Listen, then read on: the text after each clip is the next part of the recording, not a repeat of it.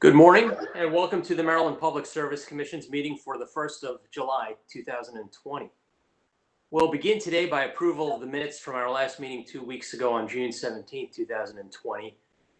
The vote on those minutes begins with Commissioner Richard. I vote aye. Commissioner O'Donnell.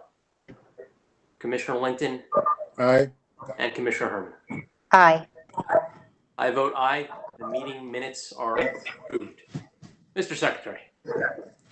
Mr. Chairman, there are 32 items on today's consent agenda. However, at the outset, I would note that we will defer consideration of item number 29 until we reach item number 33 on the administrative agenda and defer consideration of item number 30 until we reach number 34 on the administrative agenda.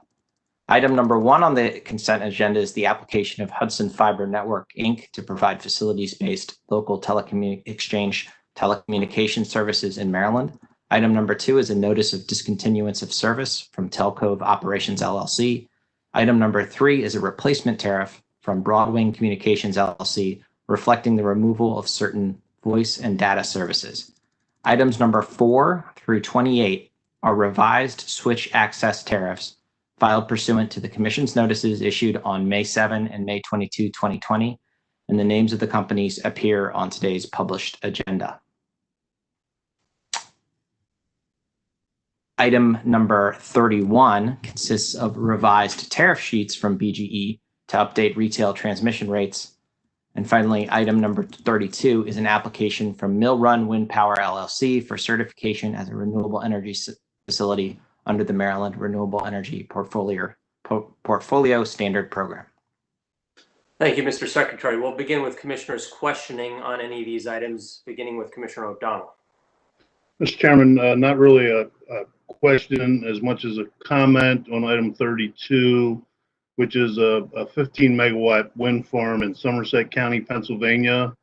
As you know, I've had a long, consistent commentary on these items with regard to RECs sending money out of our state into other states' economies, when the preferable, in my opinion, situation would be we developed those resources here, created the jobs here, and kept the monies in our own state economy. This particular one highlights to me another situation. Maryland is a net importer of electricity. We import 44% of our electricity. Pennsylvania is a net exporter of electricity. They export, and we have a congestion problem. The congestion comes from power flowing from west to east in our situation and from north to south. We're creating large hundreds of millions of dollars transmission projects to alleviate that, and this project is a classic example of aggravating that situation, not mitigating that situation, because if these renewable resources were developed in Maryland, creating jobs in Maryland, it would serve to mitigate our congestion problems and other expense associated with these types of programs and projects, and we don't do that for a lot of reasons, but it's unfortunate that situation occurs and is incentivized by the current state of our renewable portfolio standard. Thank you for indulging. Thank you, Commissioner. Additional comments or questions on the consent items? Hearing none, I will propose that with respect to item number 1, that we grant the requested authority, that we grant the requested COMAR waivers for local exchange service providers, formerly known as Waiver Group C, that we accept the tariff pages for filing, and that we direct the company to file clean copies of the tariff pages with an effective date of July the 1st, 2020. With respect to item number 2, I move that we note the filing. With respect to item number 3, I propose that we cancel Broadwing's PSC Maryland tariff number 3, that we accept Broadwing's PSC Maryland tariff number 5 for filing, and that we direct the company to file a clean copy of PSC Maryland tariff number 5 with an effective date of July 1st, 2020.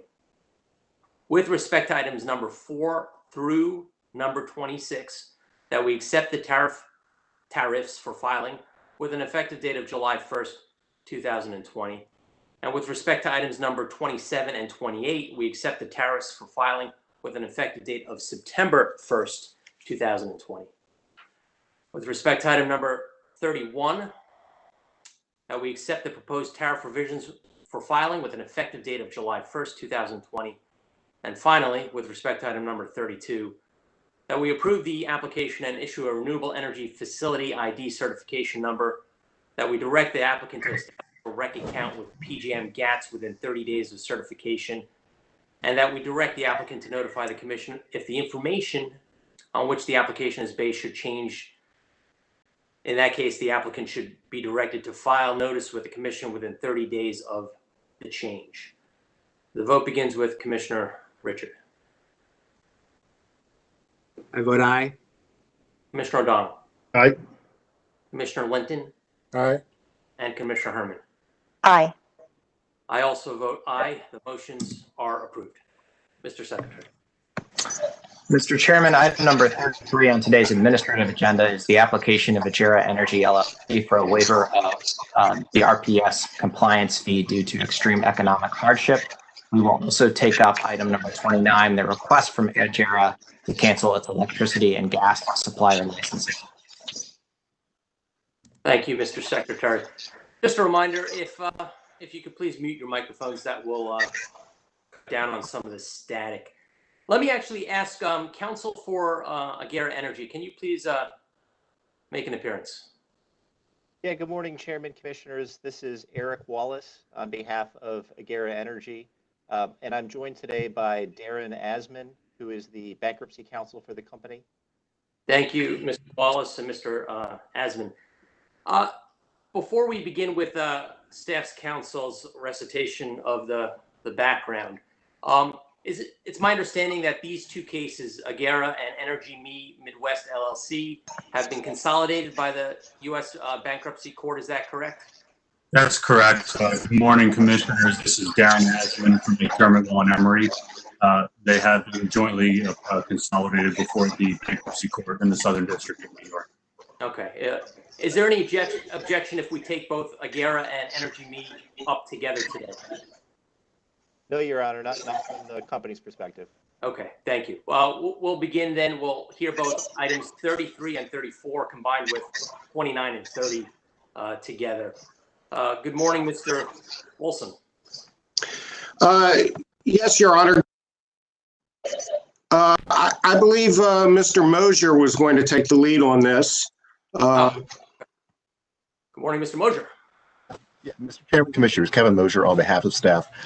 By letters dated May 22nd, 2020, Agera Energy and Energy Me Midwest filed applications for waivers of the RPS compliance fee due to bankruptcy filings. Neither company retired the required recs needed to meet the 2019 RPS obligations, so both are subject to the compliance payments as required as an alternative to purchasing and retiring recs. For Agera, this amount is about $7.5 million, and for Energy Me, the amount is $179,000. Both companies have filed requests to cancel their electric licenses. Assuming the licenses are canceled today, denial of the waiver would allow the appropriate state entity, in this case, some combination of the comptroller who compliance payments paid to the comptroller, and then the comptroller remits them to MEA as part of the Strategic Energy Investment Fund, where they would go to fund exclusively or almost exclusively, I forget exactly which, the funding of grants for solar energy projects in Maryland. Again, denial of waiver would allow those agencies to go after this, pursue the company's debt in bankruptcy, and as such, staff recommends the Commission deny the waiver request. Thank you, Mr. Mosier. Counsel for Agera Energy and Energy Me Midwest LLC. Hey, good morning again, Chairman and Commissioners. Eric Wallace on behalf of the companies. Before the Commission today are the license cancellation requests and the hardship waiver request for the companies. The companies filed for bankruptcy in October of last year, and they've made these filings to close out their operations in Maryland and their licensure with the Commission. They no longer are serving any customers, and so the company was pleased to see staff's comments recommending that the license cancellation request be granted. As to the hardship waiver request, My understanding is that was filed by the company due to the bankruptcy and in attempt to close out their obligations with the commission. Mr. Asman is available to answer questions about the bankruptcy, and I'm certainly also happy to answer any questions regarding these filings by the companies. Thank you, Mr. Wallace. I do have some bankruptcy-related questions. So, Mr. Asman, I understand that the voluntary petition that was filed, this is a Chapter 11 reorganization. Is that correct? So it is under Chapter 11, but Chairman, there are two different types of Chapter 11 cases in the bankruptcy court system. They're not specified in the code, but generally you have Chapter 11 reorganizations, and then you also have what are called Chapter 11 liquidations. This is a Chapter 11 liquidation. As my colleague pointed out, these bankruptcy cases were filed on October 4th last year. The company sold a significant portion of its book of customers to Exelon Constellation, and that transaction closed in November of 2019. As of around March or so this year, the company no longer had any customers in any states, not just Maryland. So as of today, and really as of a few months ago, they had ceased all business operations. Where we are today, the company's Chapter 11 plan of liquidation was confirmed by the bankruptcy court, Judge Drain, on June 16th, and the plan is expected to go effective tomorrow. And when I say go effective, that means the plan goes into effect. Once we go effective, which again is expected to happen tomorrow, July 2nd, the company will be deemed dissolved and no longer exists. The board will be dissolved. The officers will be removed. There will be no longer a company that actually exists under law. And so that's where we are at today. So the automatic stay went into effect when the petition was filed, you said on October 4th of last year? That's correct. And you're saying that these two entities, along with, I guess, 4 other related entities, will cease to exist effective tomorrow? That's correct, sir. That's correct. And are you saying that there's no assets left to be distributed to any remaining creditors?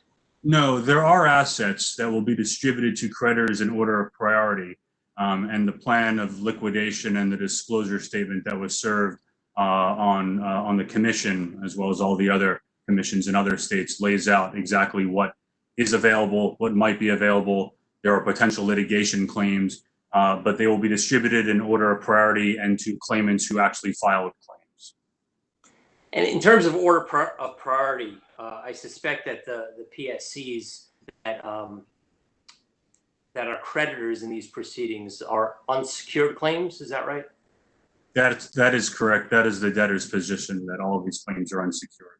Okay. And for context, the secured lender for Agira is BP Energy, and they are owed approximately, I don't know, somewhere between $100 and $200 million, depending on where energy prices are trading, given that there are a lot of hedging transactions that are involved in the outstanding debt. And so that's. Go ahead. Sorry. Hey, can you say the estimate of the remaining assets of the companies? I could, but I hesitate to, because it's not such a simple dollar figure. For example, and I'll just give you a couple of examples.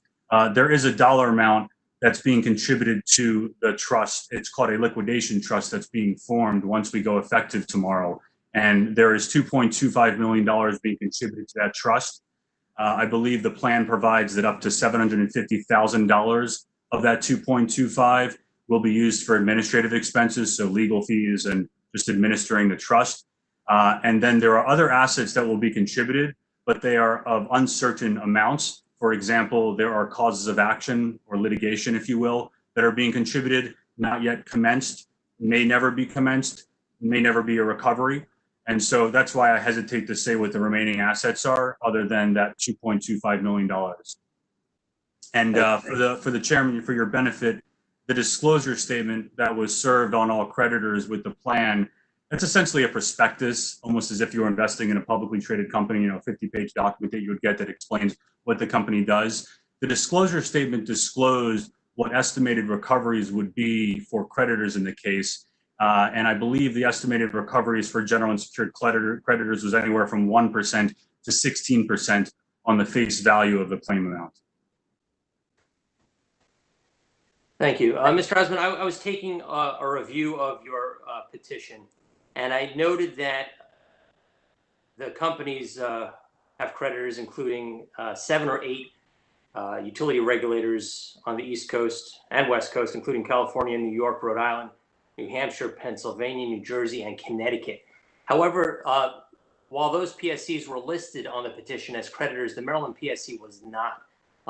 Can you explain why our commission was not listed on the voluntary petition as a creditor?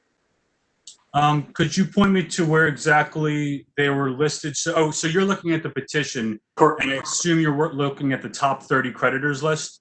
Yes. Yeah, so the top 30 creditors list isn't a comprehensive list of all creditors. The top 30 list its only purpose is for the Department of Justice to identify who the larger stakeholders are in the case, so that they can reach out to those creditors to form what's called the Unsecured Creditors Committee. And by statute, we're only required to file the top 20. As a matter of practice, most people follow the top 30, but that's not the comprehensive location of creditors. If you look on the docket, you'll also find what are called the debtor's statements of financial affairs, or SOFAs, as well as the debtor's schedules. And those are what I would look to look at whether or not you guys were listed as a creditor or not. Okay, so we would be on this SOFA list. I don't have it in front of me, so and I don't know whether at the time, that the schedules and the SOFAs reflect what the company's books and records are as of the petition date, so October 4th. It sounds like Agera owed the commission money as of that date, but I don't know whether it was liquidated in dollar amount or whether it was contingent until the end of the year. So maybe you're on there, maybe you're not, but I would look there first, and that's really where it would be if it's anywhere. Okay. Thank you. Do commissioners have additional questions of either party? I do, Mr. Chairman. Commissioner Herman. Thank you. I'll start with Mr. Wallace. Mr. Wallace, did these companies file notice to the commission of the bankruptcy prior to the November 12th filing that their customers would be transferred?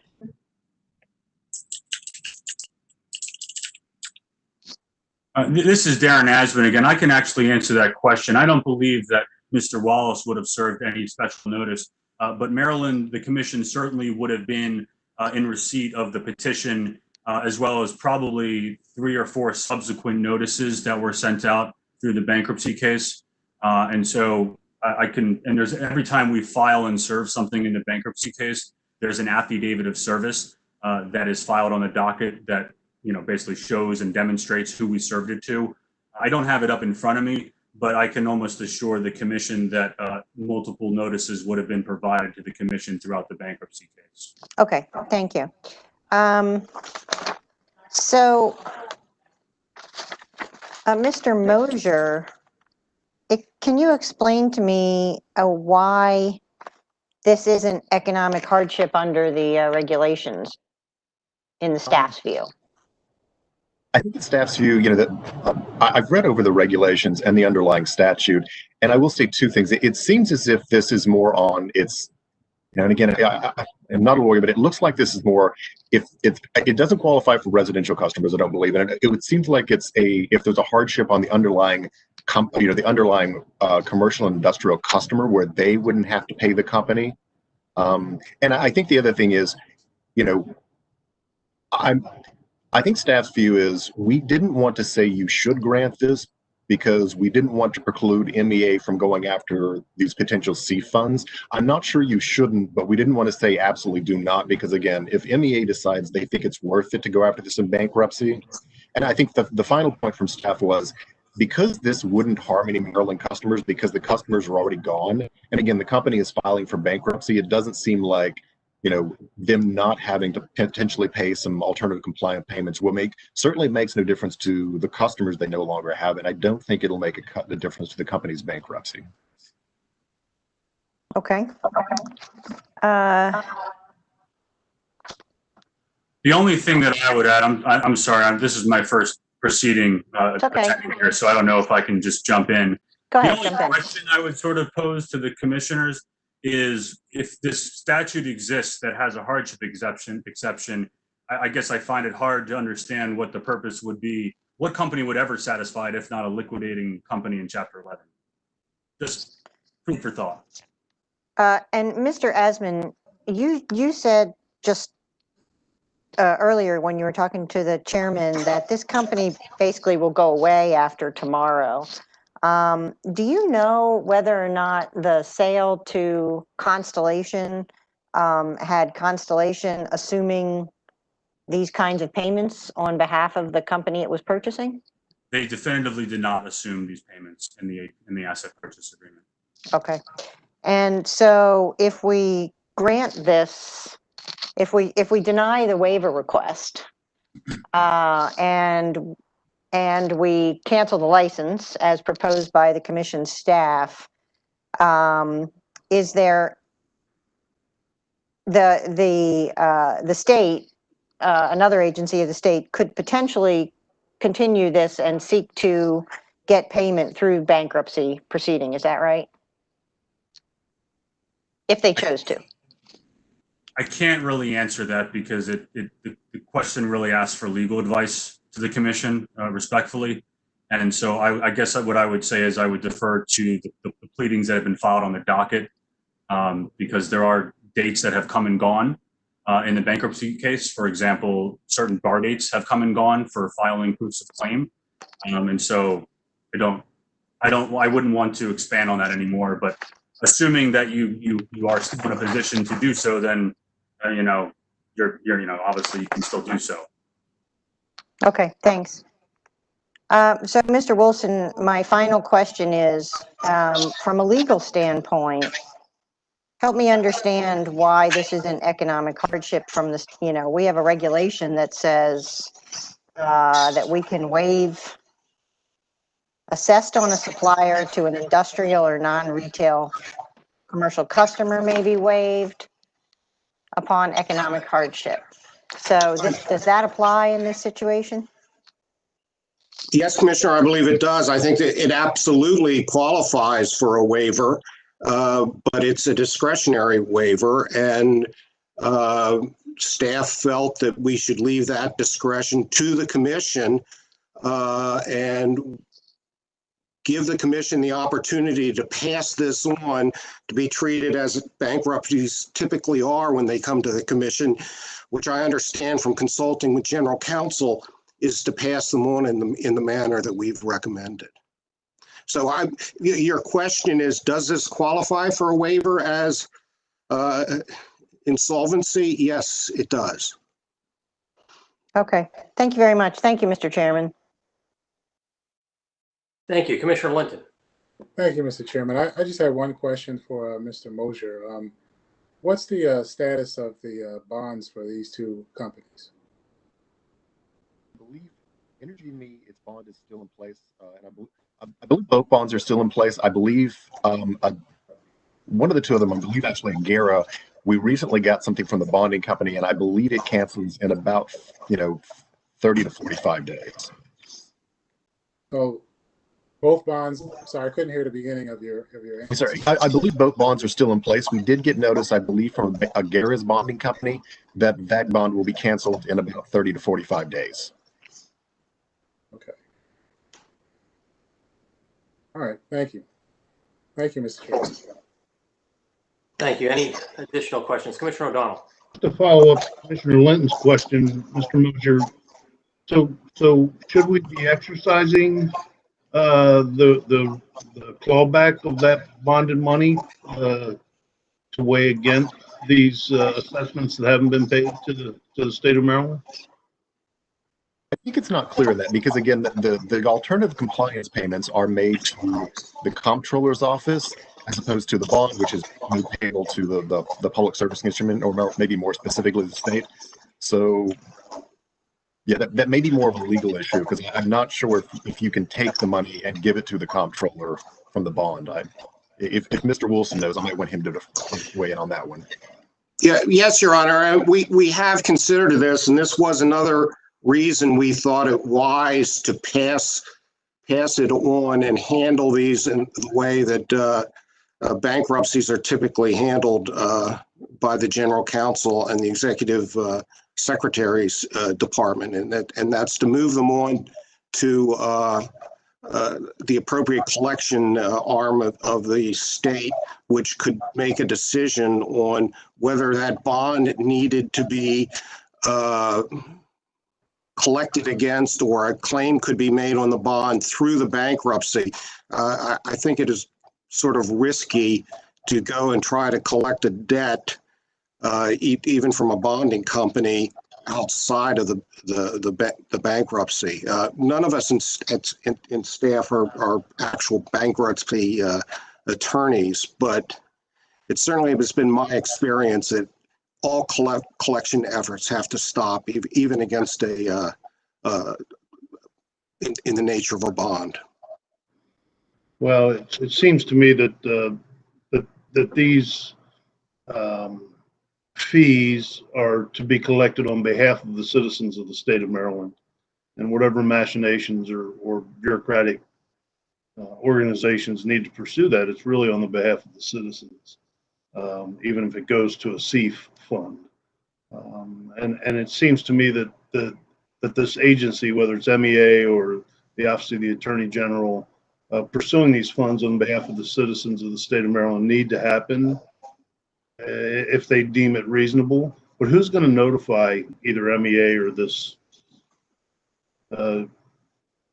agency of competent jurisdiction in the state of Maryland? How are they going to know unless they happen to be watching these proceedings this morning? Kevin Mosier, staff, if the commission decides not to waive these, we can certainly. I have a contact at the Office of Comptroller's office who collects the ACPs, and I would let them know that we have these possibly outstanding fees. Fair enough.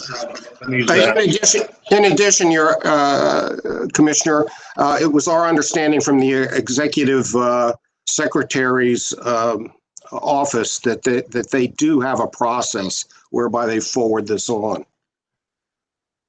And commissioners, if I could just add one further point, a follow up on what Mr. Mosier said as well. Given that this proceeding, they are in a bankruptcy proceeding, collection here does not impose, collection by this commission does not impose any additional financial obligation on the company. Right now, it's a pot of dollars in the bankruptcy court, and the only question there is how they allocate those dollars. It's no more dollars out of the company, regardless of whether we go after it in bankruptcy. And I would strongly suspect their assets are far below what these bankruptcy claims are. So an additional claim by this commission would be another reason why that would impose a burden on the company. There's no real hardship, in other words, if the commission goes after this.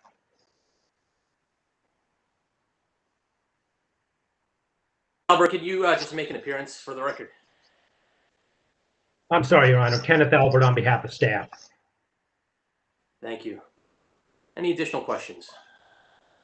Hearing none, at this point, I will propose motions on the Agera Energy item number 33 with respect to Agera's energy request for a waiver, and I move that we deny the waiver request. The vote begins with Commissioner Richard.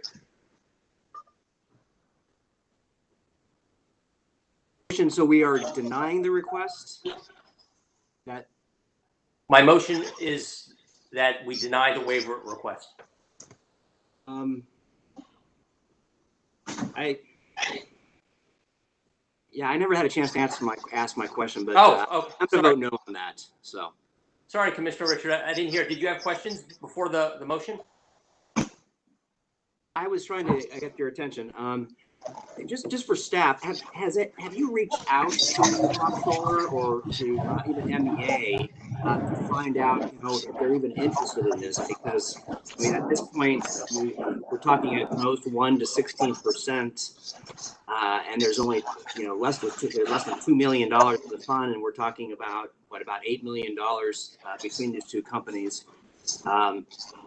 So we're talking between $80,000 and $1 million that is even possible to collect, but it sounds like there's not even that amount of money in the pot. Is this something that they would want to even go after? I mean, are we just wasting our time here and prolonging something that doesn't need to be prolonged for the state? Commissioner, I reached out to General Counsel, excuse me, and General Counsel also consulted apparently with the Executive Secretary's office, and this is the procedure they recommended that we send it on, and the appropriate collection arm would be able to make that decision. Oh, okay. So, all right. You did talk to them. I didn't see that anywhere in the bug sheet. So, okay. I guess with that information, then I would vote yes. Commissioner O'Donnell. Aye. Commissioner Linton.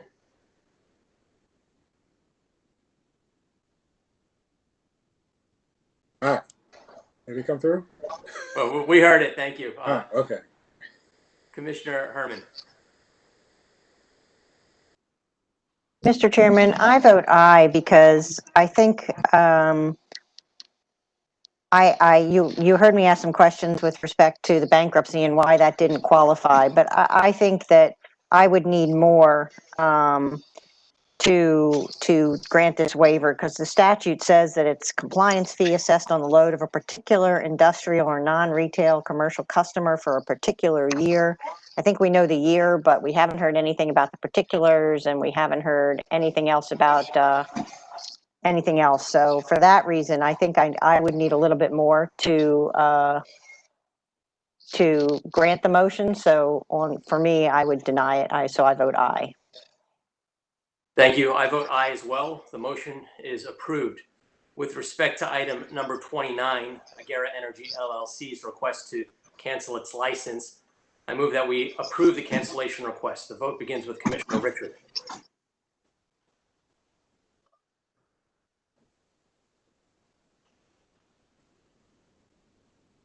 Commissioner Richard?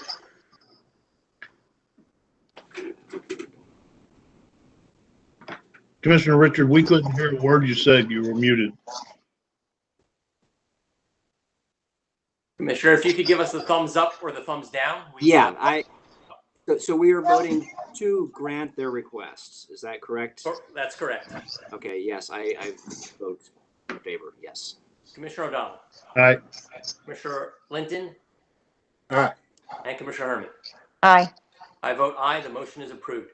With respect to item number 34, Energy Me Midwest LLC doing business as Energy Me, I move that we deny the waiver request. The vote begins with Commissioner Richard. Aye. Commissioner O'Donnell. Aye. Commissioner Linton. Aye. Thank you. Aye. I also vote aye. The motion is approved.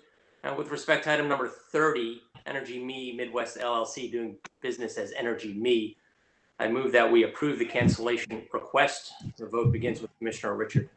I vote aye, yes. Donald. Aye. Commissioner Linton. Aye. And Commissioner Herman. Aye. I vote aye. The motion is approved. Mr. Secretary. Mr. Chairman, item number 35 on the administrative agenda is the request of Energy Harbor LLC, FKA, First Energy Solutions Corp. To expand its electric supplier licenses to SMECO's service territory. On this item, we have from staff Michael Zhang and Catherine Mackerlane, and on behalf of the company, Alexander Judd. Good morning, Staff Council. Good morning, Chairman, Commissioners. Michael Jang on behalf of staff. Item number 35 is a request by Energy Harbor LLC, an electricity supplier in the state of Maryland, to expand its service territories to include Southern Maryland Electric Cooperative Territory for all customer classes. The company first obtained its license to supply electricity services to CNI customers in March 2000. The company was then approved by the Commission to provide service to residential customers in July 2011. The company has no outstanding complaints. Staff believes that allowing Energy Harbor to extend its service territories to SMECO will further competition in the electric market. Staff recommends that the Commission grant the company's request to amend its electric supplier license to include the SMECO territory for residential government commercial and industrial customers. Thank you, Mr. Jang. Counsel for Energy Harbor, LLC. Yes, hi, good morning. This is Alex Judd from Dave Pitney on behalf of the company. I have no comments at this time, but I am available if you have any questions. Thank you, Mr. Judd.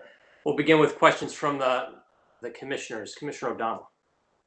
Thank you, Mr. Chairman. Mr. Jang, I noted the buck sheet said there were no complaints filed with our Consumer Affairs Division against the company. But I wanted to ask you, is that just the newly named company, or does that apply to First Energy Solutions, which has been operating for years? So from my understanding, this would be Energy Harbor under the new name. When the company first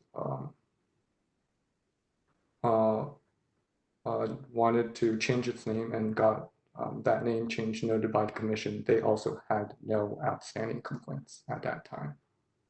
So I don't think. So First Energy Solutions has never had a complaint filed against them? Is that what? There are no outstanding complaints, or there weren't any complaints at least filed within the last 2 years. That I know last what period? Last 2 years that I know of. Okay, fair enough. And that applies to First Energy Solutions. Yes. Okay. All right. Very good. Thank you. Okay. Thank you. Additional questions from the commissioners? Yes, Mr. Chairman. Just one question for Mr. Zhang. Did you happen to hear any response to this request from SMECO?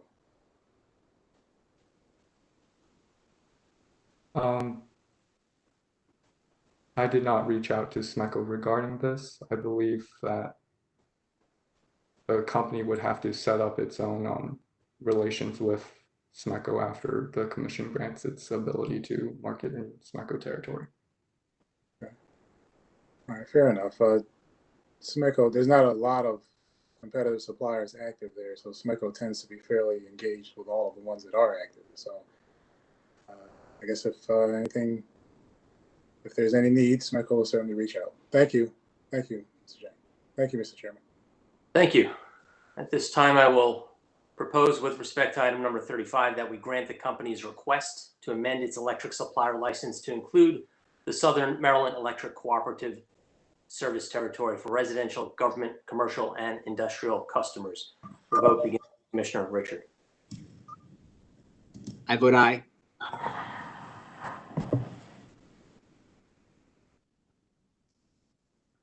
Aye.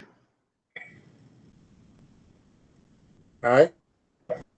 And Commissioner Herman? Aye. I also vote aye. I did not hear Commissioner Richards' vote, but did other commissioners hear? Okay. The motion is approved.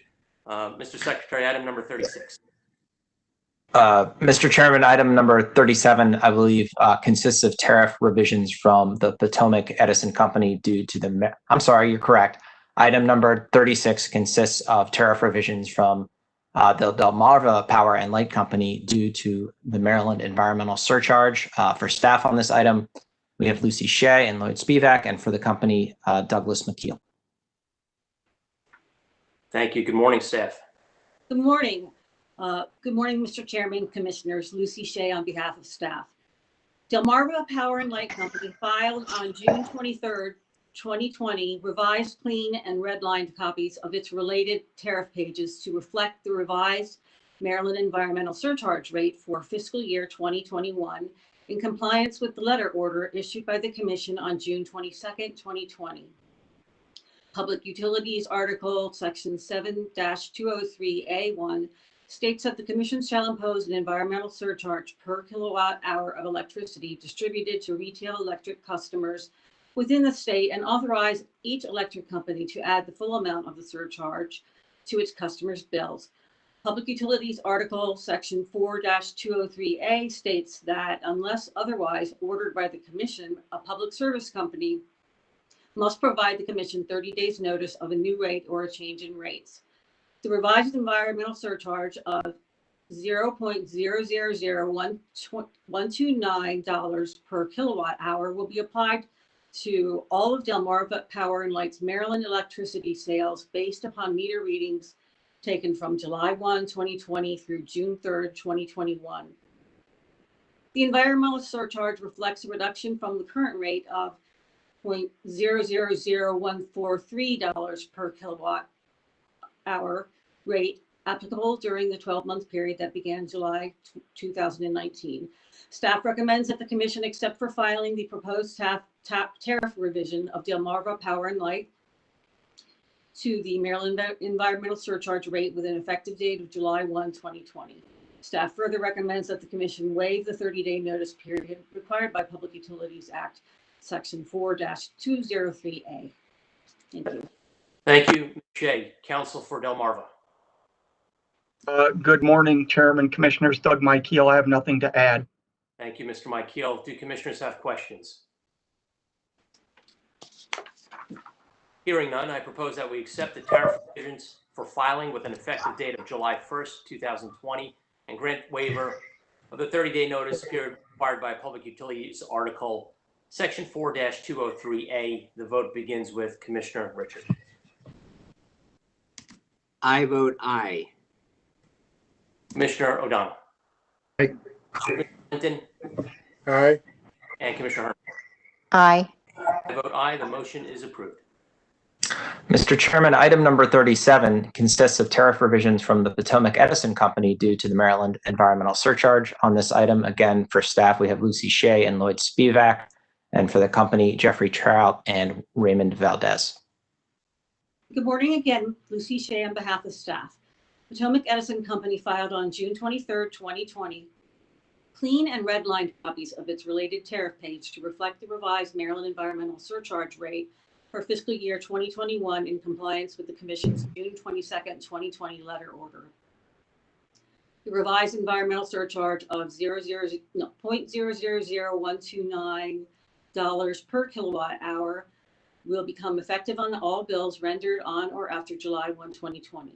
The environmental surcharge reflects a reduction from the current rate of $0.000143 per kilowatt hour rate applicable during the 12-month period that began July 2019. Staff recommends that the Commission accept for filing the proposed tariff of Potomac Edison to the Maryland environmental surcharge rate with an effective date of July 1, 2020. Staff further recommends that the Commission waive the 30-day notice period required by Public Utilities Article Section 4-203A. Thank you. Thank you. Counsel for Potomac Edison. Good morning, Mr. Chairman. Commissioners, Jeffrey Trout for Potomac Edison. We agree with staff's recommendations, and Mr. Valdez and I are available if you have questions. Thank you. Do the commissioners have questions? Seeing none, I move that we accept the tariff revisions for filing with an effective date of July 1st, 2020, and grant a waiver of the 30-day notice period required by Public Utilities Article Section 4-203A. The vote begins with Commissioner Richard. I vote aye. Commissioner O'Donnell. Aye. Commissioner Clinton. Aye. Commissioner Herman. Aye. I also vote aye. The motion is approved. Thank you. Mr. Chairman, item number 38 consists of tariff revisions from Potomac Electric Power Company due to a Montgomery County surcharge, the Maryland environmental surcharge, and the Prince George's County energy tax. On this item, we have Lucy Shea and Lloyd Spivak for staff, as well for the company, Douglas McKeel. Thank you. Ms. Shea. Good morning again, Lucy Shea on behalf of staff. On June 25th, 2020, the Potomac Electric Power Company, or PEPCO, notified the Commission of an update to the Montgomery County surcharge, the Maryland environmental surcharge, and the Prince George's County energy tax rates effective July 1, 2020. The environmental surcharge. PEPCO changed the environmental surcharge in compliance with the letter order issued by the Commission on June 22nd, 2020. The environmental surcharge will change from $0.000143 per kilowatt hour to $0.000129 per kilowatt hours for meters read on July 1, 2020 through June 30, 2021. Excuse me. Montgomery County surcharge. The Montgomery County surcharge, that Montgomery County imposes a fuel energy tax on energy consumption within the county. Electric companies serving customers within Montgomery County, such as Pepco, are liable for tax revenue associated with the energy consumption of those customers and have been authorized to assess a surcharge to Montgomery County customers to recover the energy tax. The Montgomery County surcharge adjusts the Montgomery County fuel energy tax by the fiscal year 2021 commission assessment rate and the gross receipts tax rate of 2%, which is unchanged from last fiscal year. The Montgomery County fuel energy tax rates are $0.01106 per kilowatt hours for residential customers and $0.01978 per kilowatt hours for non-residential customers, which are unchanged from the prior year. The Commission's assessment factor for fiscal year 2021 of 0.001934 is pursuant to the Commission's letter order dated June 23, 2020. Thus, effective July 1, 2020, the gross up calculation results in a Montgomery County surcharge billing rate of $0.113080 per kilowatt hours for residential customers and $0.02002236 per kilowatt hours for non-residential customers. The Montgomery County surcharge monthly bill impacts for an electric residential customer using 1,000 kilowatt hours per month will be $11.31, which when rounded is unchanged from the fiscal year 2020 billing rate. Pepco states in its filing that these rates will be effective for energy transmitted or distributed on or after July 1, 2020. The Prince George's County Energy Tax, or PGCET. By letter dated June 15, 2020, the Prince George's County Government Office for Finance directed Pepco to implement a Prince George's County energy tax of $0.009588 per kilowatt hours for the 12-month period beginning July 1, 2020. The Prince George's County energy tax decreased from $0.009690 per kilowatt hours for the 12-month period that began July 1, 2019. The PGCET monthly bill impact for an electric residential customer using 1,000 kilowatt hours per month will be $9.59, which when rounded is a 10-cent reduction from last year's billing rate of $0.009690 per kilowatt hour. Pepco states in its filing that these dates will be effective for meters read on or after July 1, 2020. Staff recommends that the Commission note the filing with an effective date of July 1, 2020, and that the Commission waive the 30-day notice period required by the Public Utilities Article, Section 4-203A. Thank you. Thank you. Counsel for Pepco. Doug Mykiel appearing on behalf of Pepco. Nothing to add. We just ask that you approve it. Thank you. Do commissioners have questions? Seeing none, I propose that we note the filing with an effective date of July 1st, 2020 and grant a waiver of the 30-day notice period required by Public Utilities Article Section 4-203A. The vote begins with Commissioner Richard. I vote aye. Commissioner O'Donnell. Aye. Commissioner Linton. Aye. Commissioner Herman. Aye. I also vote aye. The motion is approved. Mr. Chairman, item number 39 consists of revisions to the Potomac Edison Company's Montgomery County Energy Local Tax Adjustment. On this item, we have Lucy Shea and Lloyd Spivak, and for the company, Jeffrey Trout and Raymond Valdez.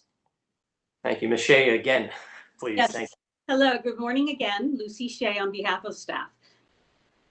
The Potomac Edison Company filed its Montgomery County Fuel Energy Local Tax Adjustment on June 23, 2020.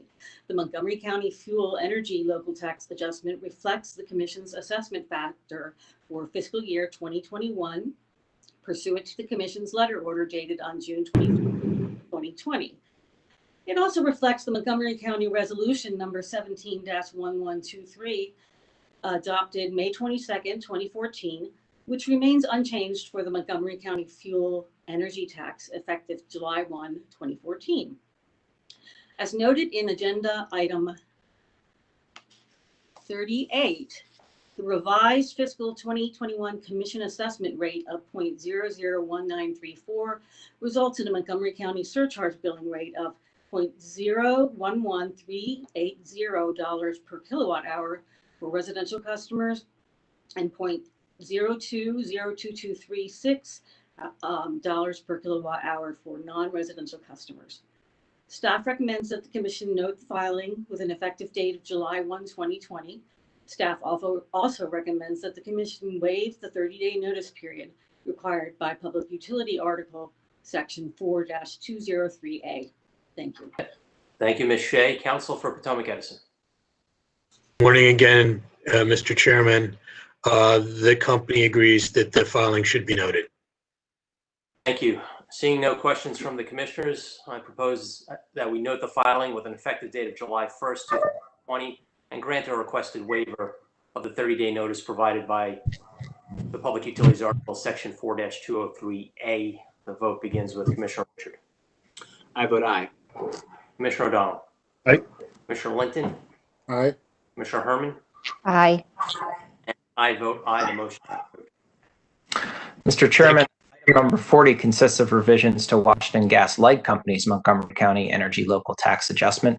On this item, we have Lucy Shea and Lloyd Spivak, as well as for the company, Robert Kane. Thank you. One more time, Ms. Shea. Yes. Good morning again. Lucy Shea on behalf of staff. Washington Gas Light Company filed documents with the Commission on June 24th, 2020 to implement the Montgomery County Fuel Energy Tax Surcharge effective July 1, 2020. The revision to the MCS reflects the Commission's current assessment factor for fiscal year 2021 pursuant to the Commission's letter order dated June 23, 2020, and Montgomery County Resolution number 17-1123 adopted May 22, 2014, which remains unchanged from 2014. The Montgomery County fuel energy tax rates for the period from July 1, 2020 through June 30, 2021 for gas customers are $0.09515 per therm for residential customers and $0.17026 per therm for non-residential customers, which is unchanged from the last fiscal year. The Montgomery County surcharge adjusts the Montgomery County fuel energy tax by the fiscal year 2021 commission assessment of $0.001934 pursuant to the Commission's letter order dated June 23, 2020, and the gross receipts tax rate of 2%, which is unchanged from last fiscal year. Thus, the gross calculation results in a Montgomery County surcharge billing rate of $0.0972838 per therm for residential customers and $0.1740782 per therm for non-residential customers. The Montgomery County surcharge monthly bill impact for a gas residential customer using 60 therms per month will be $5.84, which is unchanged from the fiscal year 2020 billing rate. WGL states in its filing that these rates will be effective for natural gas deliveries on or after July 1, 2020. Staff recommends that the Commission note the filing with an effective date of July 1, 2020. Staff also recommends that the Commission waive the 30-day notice period required under Public Utilities Article Section 4-203A. Thank you. Thank you. Counsel for Washington Gas Light Company.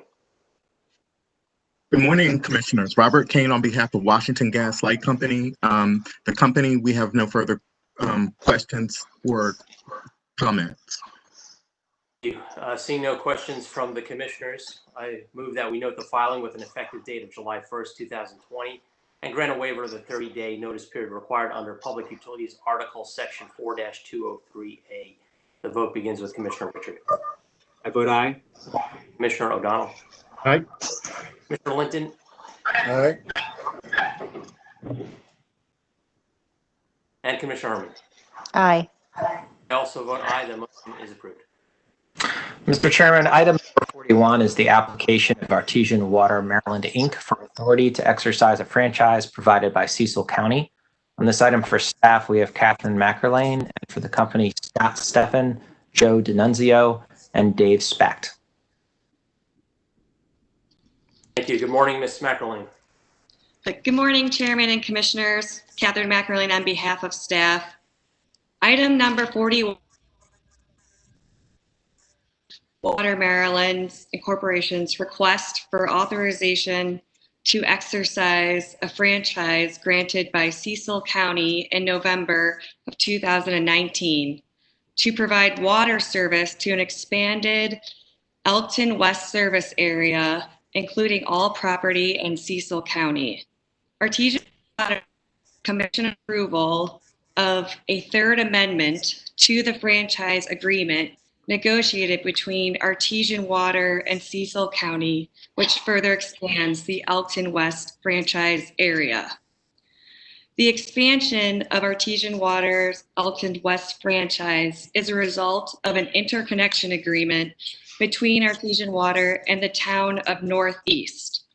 The interconnection agreement formalized the respective regions where Artesian and the town of Northeast would be the exclusive water provider. The new franchise area encompassed by the Third Amendment contains no customers presently. The company plans to serve the area expeditiously, subject to builder development plans and requests for water services. In addition, the interconnection agreement allows for delivery and receipt of water between both parties, providing a safe and reliable source to the Elkton West area. Artesian Water filed copies of the franchise agreements, articles of incorporation, affidavits of directors, and maps of the franchise area in accordance with the Public Utility Companies article and the Code of Maryland regulations.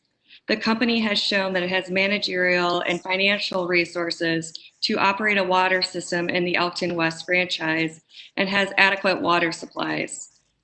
The authorization of the exercise to extend the franchise will allow the company to provide water service to new customers as properties in the extended service area are developed. Staff recommends that the Commission grant the authority for the Artesian Water Maryland Inc. to exercise the franchise granted by Cecil County as described in the application. Thank you. Thank you. Counsel for Artesian Water Maryland. This is David Spake. I'm the Chief Financial Officer from Artesian Water Maryland. We don't have counsel here today. However, we agree with staff's memorandum and have nothing further to add. We're available for questions. Thank you. Thank you. Do commissioners have questions? Commissioner Linton. Yes, thank you, Mr. Chairman. I just had a couple of questions for Artesian Water. I'm assuming that no one from the town of Northeast is on at the meeting with us today. So, but I think that representatives from Artesian should be able to answer them for me. Sure. Can you clarify for me if the town, and so it's just the town, not the town of Northeast, but the town itself had a franchise in this area originally, and they're still going to have one, even though Artesian is requesting a franchise here today? Yes, our interconnection agreement with the town clarified where exclusivity rested in terms of water service. Prior to this, there were some areas that could have been served by either party. Our agreement with the town now basically documents where our service begins and their service ends, or their service begins and ours end. So we've identified those areas now as being exclusive one or the other. And that's based upon our interconnection and exchange of water. So this really does memorialize that interconnection agreement. Okay, so when I know that there's no customers in this area now, when they finally do start to move there and do service, will they be customers of the town or customers of Artesian? There will be annexations. Some of it will be part of the town. Some of it will be outside of the town. We agreed to work with the town to have those folks that are adjacent to the town annex with the town. Okay, so you could have a mix of both then. That's correct. I mean, the area is kind of, we have service territory on both sides of Northeast, and there was this area in between here. So now we're just formalizing boundaries, but that doesn't mean they can't be part of the town, but we may be providing service to it, or vice versa. Okay. Okay.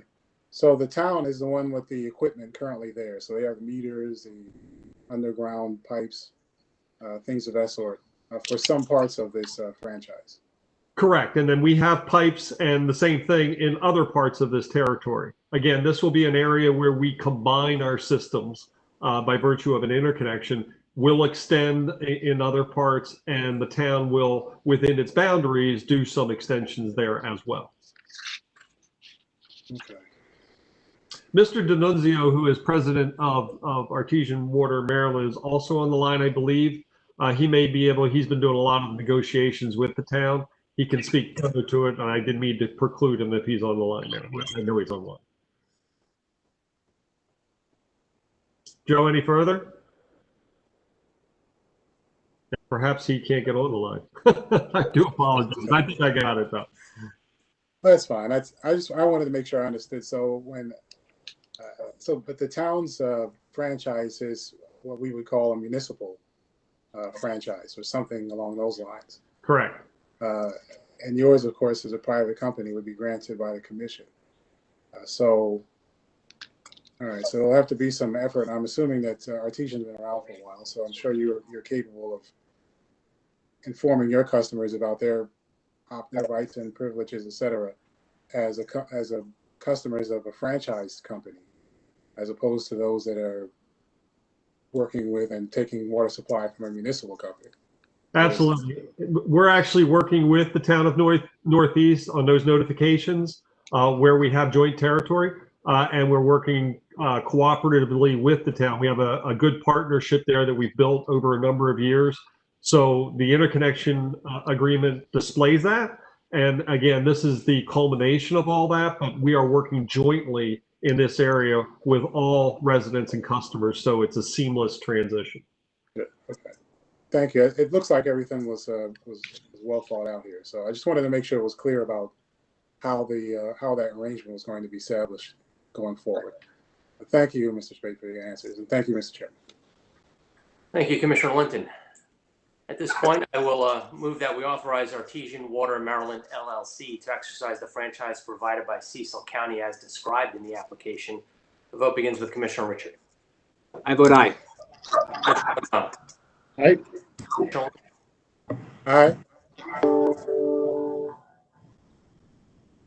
Commissioner Herman. Aye. I vote aye. The motion is approved. Mr. Secretary. Mr. Chairman, the last item, item number 42, is a CPCN exemption deposit refund request from Solar Hagerstown LLC. For staff on this item, we have Michael Zhang and Annette Garofalo, and for the company, David Bugelmans. Thank you. Good morning, staff. Good morning, Chairman, Commissioners. Michael Zhang on behalf of staff. Item number 42 relates to Solar Hagerstown's request to refund its deposit related to the construction of a generation station that was approved by the Commission on March 27, 2019. The original amount of the deposit is $146,500. Staff has reviewed the evidence shown by the company proving that they are fully authorized to commence construction. Staff has also conferred with the Commission's Fiscal Division and has confirmed that the Fiscal Division will determine the amount of reasonable administrative charges that should be deducted from the original deposit.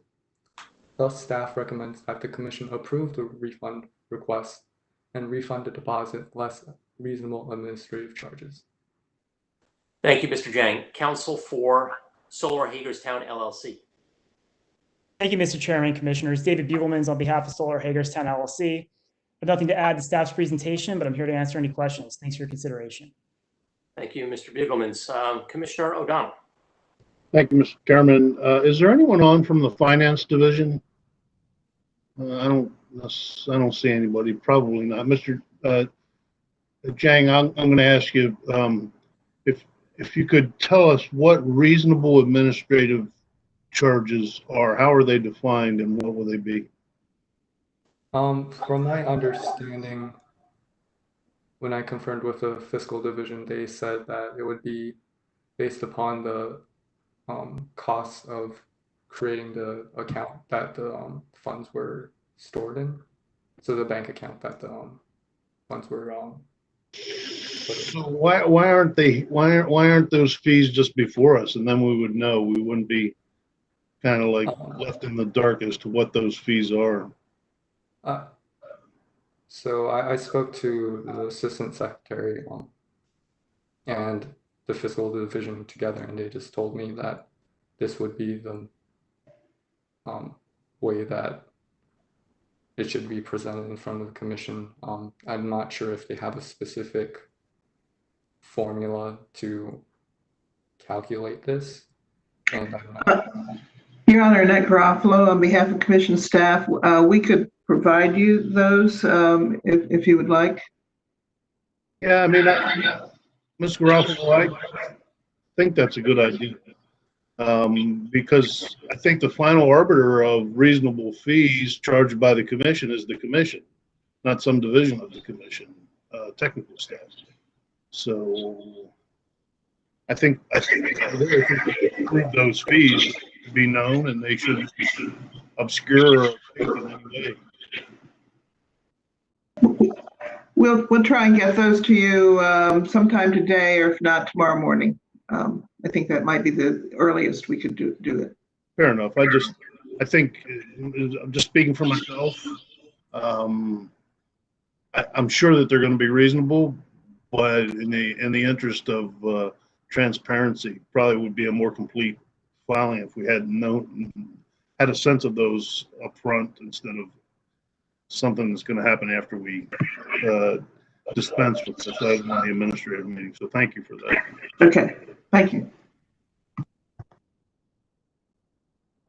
Jumping off Commissioner O'Donnell's question, Mr. Bugelmans, perhaps you've had some experience requesting these refunds in the past and staff's assessment of these reasonable administrative fees. Do you have any experience that you could share with us?